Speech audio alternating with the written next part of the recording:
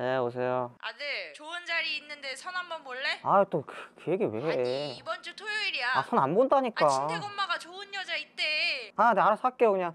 제발 선 아, 좀 그만 보내, 봐라. 엄마. 아, 나 지금 바쁘니까. 이게 몇 나중에 또 통화할게요. 번째야. 이제 예. 좀 보라고. 끊어요, 예. 아니.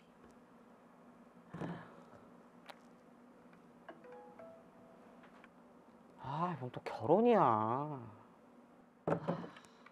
아. 야, 내가 눈치는 챘겠지만 이럴 줄 알았다. 어떻게 결혼하냐? 결혼 쉽지. 뭐 어렵게 뭐 있어. 그냥 이렇게 맞으면은 결혼하는 거지 뭐. 아, 사람 다 결혼하는데 나는 왜? 너가 딱 봤을 때 이게 이게 없어. 남자다운 매력이 없어. 너 운동해? 운동 안 하지? 안 하지. 운동을 해야 돼. 이렇게 말 나온 김에 그 아까우니까 등산이나 한번 해봐. 등산? 등산 좋잖아. 등산 괜찮나? 위험하지 않아? 추워서? 야, 겨울산에 또 묘미가 있다고.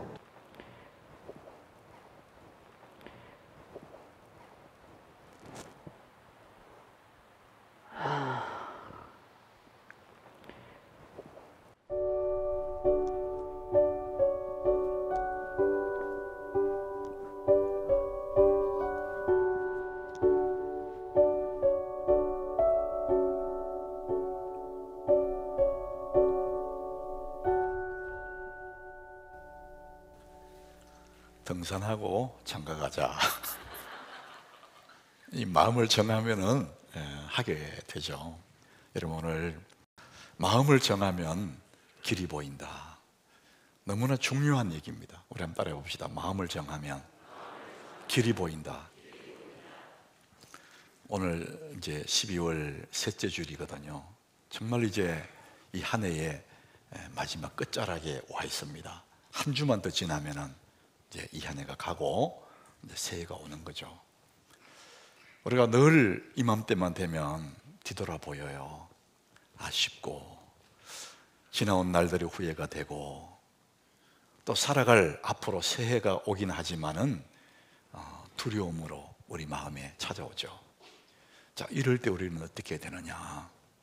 성경은 새 포도주는 새 부대에 넣어야 된다. 예수님이 그렇게 말씀하거든요. 이 새 포도주는 예수님을 말씀하는 거지만 오고 오는 세대지 않습니까? 그 세대에 걸맞는 내 부대, 마음의 그릇을 준비해라, 이런 얘기거든요. 오고 오는 세대, 그 세대를 바꾸려 하지 말고 내 마음을 거기에 맞는 새 부대로 만들어라, 이제 그 말씀을 하고 있습니다. 그래서 우리가 마음을 정한다는 것은 너무나 중요한 말씀이에요. 우리나라 사람들이 맛집을 참 좋아하는데 지역마다 그곳에 맛있는 맛집이 있어요. 하남에도 아마 맛있는 집들이, 맛집들이 많이 있을 거예요. 근데 저는 어느 집이 맛집인지 잘 모릅니다. 왜냐하면 먹는 것 그렇게 제가 마음을 쓰지 않기 때문에. 물어봐야 돼, 우리 부목사님들한테. 오늘 손님이 오는데 어디로 가야 돼? 근데 물어봐야 돼요. 곳곳마다 그런 맛집이 있거든요. 왜 옵니까? 맛있으니까 오는 겁니다. 근데 이제 뭐 주방장이 바뀌거나 주인이 좀 마음이 바뀌어서 음식이 좀 맛이 달라진다. 그럼 맛이 없어요. 그러면 간단하죠. 그 맛집에 안 가면 됩니다. 그 음식점을 바꾸는 거죠. 너무나 쉬운 방법이에요. 그 또 맛있는 집을 찾아가면 되는 거고. 날씨가 이제 이렇게 추워지니까 어느 날 제 아내가 이 두툼한 외투를 하나 이렇게 사가지고 온 거예요. 그리고 저한테 이제 제가 아무거나 주면 잘 안 입으니까 막 설명을 하는 거, 이게 좋은 거라고, 당신 말에 이거 입으면 좋을 것 같다고, 따뜻할 것 같다고. 그래서 내가 그걸 이제 그 소리 들으면서 제가 스스로 그래, 좋네, 이렇게 생각하려고, 저도 마음에 안 들어도 그렇게 생각하거든요. 근데 아내가 막 설명한 입어보니까 약간 몸에 안 맞아요. 여보, 겨울이니까 약간 이렇게 펄렁한 거 입어야 된다는 거예요. 근데 내가 마음에 안 들더라고요. 그래서 이제 이런 옷이 안 맞으면 어떻게 돼? 가장 쉬운 방법은 바꾸면 되잖아요, 가서. 그래서 옷을 바꿨어요. 여러분, 음식이 내 입에 안 맞는다, 그 음식을 바꾸면 돼요. 다른 음식점 찾으면 돼요. 옷이 안 맞는다, 내 맞는 옷을 바꾸면 되는 거거든요. 우리의 삶이 이러면 얼마나 좋겠냐. 여러분의 앞에 만나는 어려운 일들이 옷을 바꾸듯이, 음식점 바꾸듯이 그냥 바꿀 수 있다면 뭐가 문제가 되겠어요? 근데 그게 그럴 수가 없는 거죠. 한 번씩 우리 앞에 어려운 일이 생기면은 정말 큰 산처럼, 넘을 수 없는 큰 산처럼, 건너갈 수 없는 세찬 여울목 같은 이런 일들이 우리 앞에 가로막잖아요. 한치 앞을 내다볼 수 없는 깜깜한 밤도 맞게 되거든요. 자, 이럴 때 그럼 어떻게 되는, 이럴 때 오늘 우리가 읽었던 이 시편 57장의 다윗이라는 사람이 이런 상황을 맞이했어요. 이 시편 57장 시작하기 전에 앞에 이 시를 설명한 표제어가 있는데, 표제에 이렇게 기록합니다. 다윗의 믹담시. 다윗이 사울을 피하여 굴에 있던 때, 이렇게 말합니다. 10년 동안 도망 다녔어요. 다를 죽이려고 하니까 도망 다니고 도망 다닐 데도 없어요. 좁은 나라에 그 굴 속에 숨어 있는 걸 쫓기던 개처럼 겁이 나가지고 잡아 하고 언제 들여다치 죽일지 모르니까 그냥 지금 굴 속에 지금 숨어서 10년 동안 이러고 있는 거예요. 자, 이럴 때 다윗의 입장에서는 자기를 죽이려고 하는 사울을 죽여버리고 그 문제를 해결해 버릴 수 있다면 이럴 필요가 없잖아요. 여전히 문제는 다가오고 어느 순간에 죽을지도 모르는 앞이 캄캄한 그런 상황을 맞이했어요. 그 문제를 해결할 수 없으면 어떻게 돼요? 내 마음을 바꾸야죠. 우리 새로운 주제가 리스타트입니다. 새로운 출발이에요. 우리는 새로운 출발에 가장 우리가 해야 될 일이 뭐냐? 어떤 문제를 바꾸는 것이 아니라 내 마음을 바꾸는 것이 가장 우선순위거든요. 자, 오늘 그래서 오늘 7절에 보니까 이렇게 말씀합니다. 우리 같이 읽어보겠습니다. 하나님이여, 내 마음이 확정되었고 내 마음이 확정되었사오니 내가 노래하고 내가 찬송하리다. 그 깊은 굴 속에서 이제는 내가 더 이상 우울해하지 않아야지. 이제는 내가 더 이상 두려워하며 살지 않아야지. 그래서 마음을 정하는 거예요. 하나님이여, 내 마음이 확정되었고 내 마음이 확정되었다, 이렇게 말합니다. 다윗은 여전히 쫓기고 있고 동굴 속에 있어요. 해결된 문제가 하나도 없어요. 그대로예요. 그런데 다윗은 그 안에서 마음을 결정해요. 자기의 마음을 정한 거죠. 나는 이제는 두려워하면서 안 살래. 나는 우울한 속에서 안 살래. 내 마음을 확정되고 확정되었다. 자, 그러면 그 문제는 어떻게 할 건데? 사울의 문제는, 그 사울의 문제는 하나님께 맡기고, 안 되는 일을 내가 아무리 매달린들 안 되잖아요. 이제는 내가 할 수 있는 일은 내 마음을 바꾸는 거다. 그래서 내 마음이 확정되었다, 이렇게 말합니다. 여러분, 우리 마음이라는 것이 너무나 신비로워요. 하나님이 우리 인생을 만드신 마음도 하나님 지으셨잖아요. 이 마음의 법칙이 있습니다. 이 마음은 정하지 않으면 계속 복잡합니다. 마음이 흔들리고 별생각 다 들고 흐트러지고 염려가 막 되고, 야, 이러다가 내가 죽는 거 아닌가, 이러다가 끝나는 거 아닌가, 막 부정적인 생각이 들어옵니다. 마음이 정하기 전에는 그렇습니다. 그런데 마음을 딱 정하면 어떻게 되냐? 우리 다시 7절 다시 읽어보겠습니다. 하나님이여, 내 마음이 확정되었고 내 마음이 확정되었사오니 내가 노래하고 내가 찬송하리다. 두렵고 괴로운 상황 속에서 마음을 딱 정하고 나니까 어떻게 되냐? 마음에 여유가 생겨요. 노래하고 찬송할 수 있는 네 마음에 룸이 생긴 거예요. 그전에는 너무나 슬프고 억울했던 그 마음이 딱 마음을 확정하고 나니까 이제 노래도 할 수 있게 되겠고 찬송도 부르게 되겠고, 9절에 보니까 또 이렇게 말합니다. 주여, 내가 만민 중에서 주께 감사하오며 문나라 중에서 주를 찬송하리이다. 이제는 노래도 할 수 있고 찬송도 부를 수 있고 어렵지만은 감사할 수 있는 마음의 여유가 생기기 시작한 거예요.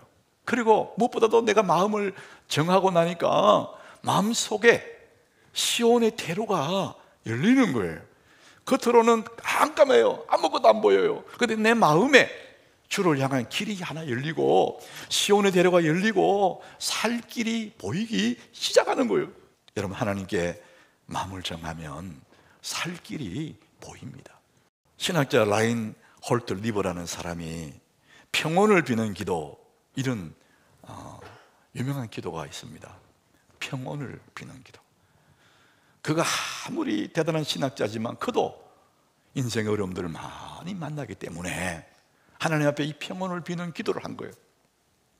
기도 내용이 이렇습니다. 하나님, 우리가 바꿀 수 없는 것은 담담히 받아들일 수 있는 은혜를 주시고, 하나님, 내가 바꿀 수 있는 일들은 변화시킬 수 있는 용기를 주시고, 바꿀 수 있는 것과 바꿀 수 없는 것을 분별할 줄 아는 지혜를 주옵소서. 이게 굉장한 삶의 지혜잖아요. 왜 인생이 복잡하고 어려운가? 우리가 어쩔 수 없는 문제를 해결하려고 하기 때문에 인생이 괴로운 거예요. 그래서 안 되는 일은 받아들일 수 있는 그런 은혜를 달라고 기도하는 거예요. 바꿀 수 있는 것은 담대하게 바꿔버릴 수 있는 그런 용기도 주시고, 바꿀 수 있는 것과 바꿀 수 없는 것들을 구별할 줄 아는 지혜를 달라고 그렇게 기도하는 거예요. 사랑하는 여러분, 우리가 이 삶이 복잡한 것은 뭐냐? 내가 할 수 있는 일, 할 수 없는 일을 구별할 줄 모르는 거예요. 내가 할 수 있는 일을 하면 되는데 할 수 없는 일에 매달린단 말이에요. 그러니까 삶이 힘들고 어려운 겁니다. 삶이 복잡할수록 우리가 해야 될 일이 있습니다. 다윗이 지금 자기의 삶의 그 어려움을 토로하는데 1절에 보니까 자기는 지금 그 후반절에 1절 후반절에 보니까 주의 날이 그늘 아래서 이 재앙들이 지나가기까지 피하리다. 자기의 삶은 재앙 가운데 있는 거예요. 그냥 어려운 정도가 아니고 재앙 가운데 있다, 이 정도로 힘들다는 거예요. 4절에도 보니까요, 내 영혼이 사자들 가운데 있대요. 사자들, 자기를 어르렁거리는 사자들 가운데 자기가 있는 거예요. 아무것도 할 수 없고 사자들이 자기를 죽이려고 하고, 내가 불살하는 자들 중에 누웠다. 불로 태워버리려고 하는 사람들이 주변에 둘러섰는데 나는 할 수 있는 일이 아무것도 없이 그냥 가만히 누워있는 거예요. 그들의 이는 창과 화살이다. 그들의 혀는 날카로운 칼 같다. 얼마나 다윗을 비난하고 욕하는지 너무나 억울하고 칼같이 마음을 찌르고 너무나 고통성에 있다는 거예요. 이런 비수같이 자기를 찌르고 죽이려고 하는 그런 상황 속에서 다윗은 지금 뭘 하고 있냐? 할 수 있는 일이 아무것도 없어요. 어느 순간에 사울에게 발견되면 죽을 수밖에 없는, 그래서 다윗의 마음에는 내가 사울에게 나가서 살려달라고 항복하고 살려달라고 그럴까? 그런 마음 왜 안 들겠어요? 아니, 왕이 자기를 죽이려고 하니까 누가 자기를 구원할 수 있습니까? 그 다윗의 미래가 왕의 손에 있지 않습니까? 사울의 손에 있는 거거든요. 그 나가서 싹싹 빌고 살려달라고 애원을 하고 그 길밖에 없는 거예요. 자, 그런데 시편 31장 15절에 보니까요, 다윗은 전혀 다른 얘기를 합니다. 우리 같이 읽어봅니다. 나의 앞날이 주의 손에 있사오니 내 원수들과 나를 핍박하는 자들의 손에서 나를 건져 주소서. 사울이 그 손에 내 앞날이 걸려있는 것이 아니고 나의 앞날이 주님의 손에 있다는 겁니다. 따라합시다. 나의 앞날이 주의 손에 있사오니. 다윗은 적어도 자기의 생명이 사울의 손에 있는 것이 아니라 주님의 손에 있다는 것을 믿고 그 주님을 바라보는 거예요. 사랑하는 여러분, 여러분의 앞날이 주님의 손에 있음을 믿으시길 바랍니다. 여러분이 다니는 직장의 사장님 손에 여러분 앞날이 달려있는 게 아니에요. 돈 몇 푼에 내 인생이 달려있는 게 아닙니다. 여러분, 얼마나 많은 사람들이 이 세상 그 누구의 손에 내가 있는 줄 알고, 이 세상 어떤 재물에 내가 인생이 달려있는 줄 알고 믿음도 버리고 하나님도 버리고, 이놈은 그건 너무 어리석은 겁니다. 나의 앞날이 주의 손에 있사오니. 다윗은 지금 자기 앞날이 주의 손에 있는 것을 믿고 그 하나님께 기도하는 겁니다. 여러분, 삶이 복잡하고 어려울수록, 안 되는 문제가 닥쳐올수록 우리가 해야 될 일이 있다면 기도하는 것입니다. 그것을 내가 문제를 해결하려고 하지 말고 그것을 하나님께 맡기는 거예요. 하나님께 맡기는 게 뭡니까? 기도하는 거잖아요. 여러분 생각해 보세요. 안 되는 것을, 사람이 할 수 없는 것을 자꾸 사람이 하려고 그러니까 고통스럽잖아요. 그것은 하나님께 맡기면 되는 거예요. 그 맡기는 것이 기도하는 것이죠. 오늘 2절에 보니까 다윗이 하나님께 기도해요. 내가 지존하신 하나님께 부르짖으며, 그냥 조곤조곤 하는 것처럼 막 부르짖는 거예요. 주님, 나 좀 살려달라고. 왜? 나의 앞날이 당신의 손에 있으니까 나를 살려달라고 지금 하나님 앞에 부르짖는 것입니다. 사랑하는 여러분, 우리가 기도하면 하나님이 들으십니다. 여러분, 기도하면 그 문제를 하나님이 해결해 주시든지, 우리가 기도하면 그 문제를 이기게 해주든지, 어떤 형태로든지 여러분 기도하면 하나님 알아서 합니다. 우리는 그 문제 때문에 근심할 이유가 없어요. 그 문제를 놓고 하나님께 기도하는 겁니다. 하나님께 부르짖는 거예요. 우리 하나님교회 성도들의 기도해야 되는 거구나. 그건 모르는 사람 아무도 없지 않습니까? 여러분, 안 되는 이야기, 어려운 일들, 사람이 어쩔 수 없는 그런 일들 때문에 근심하지 말고, 내가 아무리 근심해도 해결 안 됩니다. 여러분 그 문제를 하나님께 맡기고 기도하시기 바랍니다.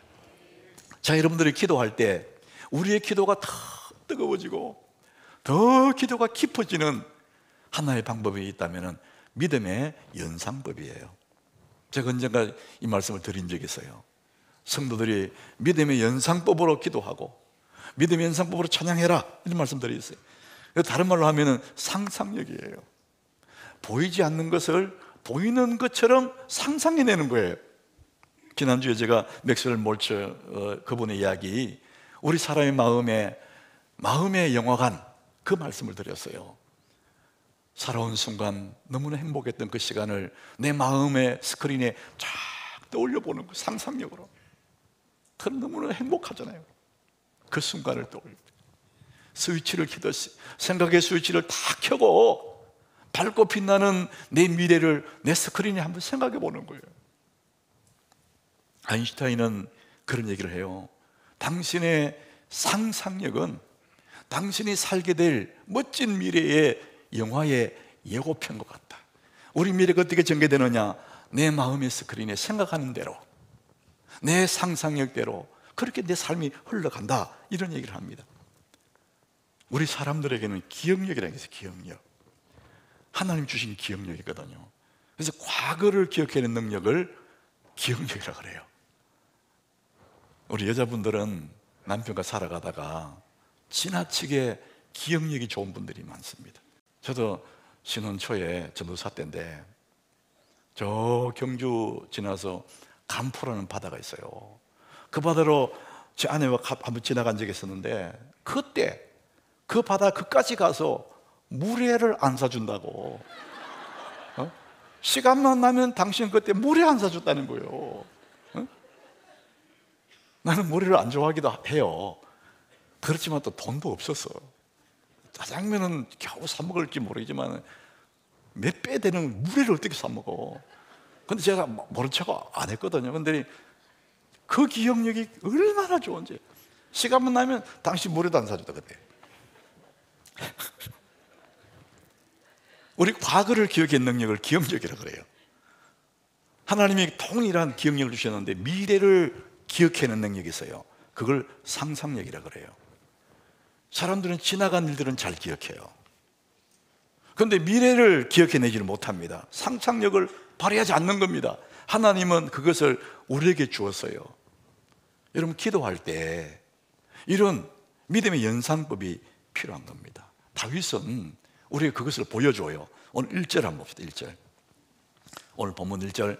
하나님이여 내게 은혜를 베푸소서, 내게 은혜를 베푸소서. 그냥 우리처럼 기도합니다. 하나님 내게 은혜를 주십시오, 막 기도하잖아요. 근데 그 뒤에 보니까 내 영혼이 죽기로 피하되 주의 날개 그늘 아래서 이 재앙들이 지나가기까지 피하리다. 자기는 지금 굴 속에 숨어 있거든요. 그냥 바라라 떨면서 깊은 굴 속에 너무나 처량하게 억울하게 그 있는 거예요. 근데 거기서 자기 믿음의 연상법으로 하나님 날개를 펴서 자기를 감싸는 그걸 연상하면서 주의 날개 그늘 아래서 이 재앙들이 지나기까지 내가 피하겠습니다. 그럴 때 다윗이 얼마나 위로가 되겠어요. 하나님이 자기를 다 듣고 계시는.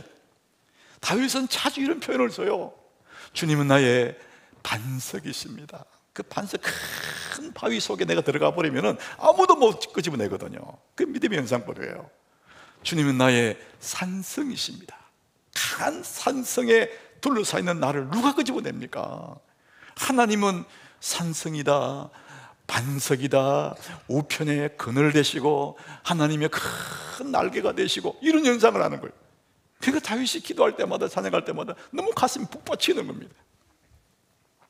사랑하는 여러분, 우리가 어려움을 당할 때 나 혼자 있는 생각이 들잖아요. 그때 하나님의 큰 손으로 나를 감싸는다, 이 믿음의 연상을 할 때 얼마나 위로가 되겠어요. 여러분, 이것은 우리가 그냥 아무것도 아닌 것을 생각이 내는 게 아닙니다. 실제로 하나님이 여러분과 늘 함께 계십니다. 그것을 내가 믿음으로 바라볼 뿐이에요. 주님의 큰 손을 붙잡고 있거든요. 언제나 나와 함께 하시거든요. 유월절 어린 양, 유월절 전날 밤에 양의 피를 잡아서 문설지 다 발랐잖아요. 유월절 어린 양, 그거는 무슨 연상법이냐? 장차 오실 예수님에 대한 예고잖아요. 예고.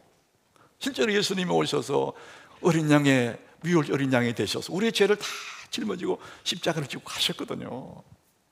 그 내 죄를 대신 지고 가는 그런 아사셀 양과 같은, 그것을 성경은 우리가 그렇게 보여주는 것입니다. 사랑하는 여러분, 괴롭고 힘들 때 여러분 홀로가 아닙니다. 여러분 기도할 때 하나님의 연상법을, 믿음의 연상법을 사용하는 거예요. 예수님이 못잡는 그 손이 나를 안수하는 거, 주님이 나를 꼭 안고 있는 그 믿음의 연상법으로 주님 앞에 기도할 때 내 기도가 얼마나 위로가 되고 깊어지고, 주님여 이 손을 꼭 잡고 가소서, 약하고 피곤한 이 몸을 폭풍 후 허감소 해치사 빛으로 손잡고 날 인도하소서.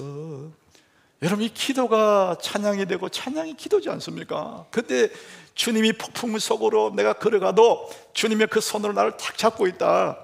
여러분, 그것을 믿음으로 연상할 때 얼마나 가슴이 뜨거워지고, 그건 그냥 내가 허황을 만들어내는 것이 아니라 실제로 주님이 여러분과 함께 계심을 믿으시길 바랍니다. 어떤 상황에서 주님이 여러분과 함께 계세요. 그것을 우리가 믿음으로 그려보는 거예요. 믿음으로 바라보는 것이죠. 여러분, 노래 부르면 사람의 마음이 막 동해요. 노래 부르면 눈물이 나요. 노래 부르면 가슴이 벅차올라요. 왜 그럴까요? 하나님이 우리를 그렇게 만드셨어요. 시편 22장 3절에 보니까 하나님이 어디에 계시느냐? 이스라엘의 찬송중에 계신대요. 하나님 너무나 찬송을 좋아하시는가 봐요. 그래서 우리가 찬송으로 기도도 하고, 기도하다가 찬송이 되고, 믿음의 연상법으로. 그래서 우리가 고달프고 괴로운 순간에도 하나님 앞에 믿음의 연상법으로 기도하는 것입니다. 무엇보다도 우리가 마음을 정하면 길이 보입니다. 제가 사랑하는 여러분들에게 이 연말에 드리고 싶은 얘기가 이거예요. 마음을 정하면 길이 보입니다. 오늘 본문 7절에 우리 다시 한번 읽어봅니다. 하나님이여, 내 마음이 확정되었고 내 마음이 확정되어 사오니 내가 노래하고 찬송하리다. 내 마음이 확정되고 확정되었으니 내가 노래하고 찬송하다. 여러분, 1절부터 보면 계속 기도입니다. 기도. 서러움을 토해내고 억울함을 토로해내고 기도입니다. 기도하다가 나중에 후반부로 가면서 내 마음이 확정됐다 그래요. 처음에는 살려달라고, 고쳐달라고 내 아들 내 딸 얘기하다가 더 깊어지면 나중에 하나님 앞에 마음이 확정되는 거예요. 마음이 단단해지는 거예요. 제가 젊은 시절에, 청년 시절에 뜻없이 밤을 새고 기도 많이 했었어요. 초저녁에는 막 하나님을 부르짖고 소리 지르고 주님 내게 이게 필요합니다. 주님 내게 이런 걸 주십시오. 다 이러다가 새벽 1시가 지나고 새벽 2시가 지나고 밤이 깊어지고 기도가 깊어질 때 내 소리가 막 부르짖는 소리가 잠잠해지고 조용해져요. 그리고는 이거 주십시오, 저거 필요합니다 하던 것들이 다 사라지고 내 마음속에 주님, 난 주님이 너무 좋습니다, 이렇게 고백이 나오더라고요. 그 주님이 아들아 나도 네가 너무 좋다 그러시는 거예요. 그 주님과 내가 함께 있는 그 시간, 그 어떤 것들이 필요가 없어요. 그러니까 기도가 이제는 고백이 되고 나중에는 내 마음이 든든해지는 거예요. 다윗이 지금 그러고 있는 거예요. 너무나 고통스러워서 은혜를 달라고, 이 재앙이 지나가게 해달라고 하다가 나중에 딱 마음이 정해지는 거예요. 하나님 은혜가 임하니까 마음이 확정되고 확정이 되는 거예요. 결심이 서는 거예요. 사랑하는 여러분, 여러분들이 힘들고 어려울 때 여러분 마음을 정하시길 바랍니다. 7절에 내가 노래하고 찬송하겠다 이렇게 정해줘요. 그 안에는, 그 앞에는 구하고 이거 달라 저거 달라 하다가 나중에 내 마음이 딱 정해지고 나니까 그 다음에 그런 게 사라지고 내가 찬양하고 노래하고, 8절에 보니까 내가 새벽을 깨우리로다, 이런 마음의 용기가 생기는 거예요. 11절에 우리 같이 읽어보는 11절, 하나님이여 주는 하늘 위에 높이 들리시며 주의 영광이 온 세계 위에 높아지기를 원하나이다. 나는 이 굴 속에 비록 있지만 주님의 이름은 높아지기를 원합니다. 이렇게 되는 거예요. 결국은 하나님을 높이기로 결심이 되는 거예요. 내 마음이 어떻게 바뀌었느냐, 저 문제는 내가 해결할 수 없지만 나는 주님을 높이겠습니다, 이렇게 마음이 확정이 되는 겁니다.